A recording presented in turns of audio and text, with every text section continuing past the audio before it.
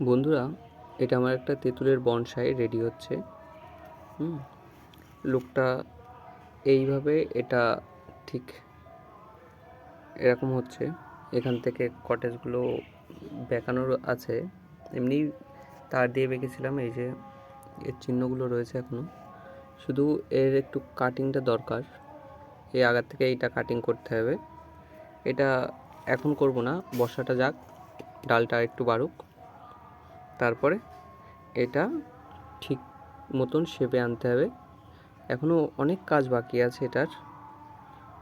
আর এইটা দেওয়ার কারণ, এই জায়গাটা যে শেকড়গুলো বেরোবে, ওগুলো আরও দেখতে সুন্দর লাগবে। অনেক শেকড় বেরিয়েছে এখানে, ওর জন্যে এটা দিয়ে আমার করা রয়েছে। আর এখানে একটা পাথরের পরে বসানো আছে। এই যে পাথর রয়েছে, এই পাশে পাথর আছে, এটা পুরোটাই পাথরের পরে বসানো সেটআপটা।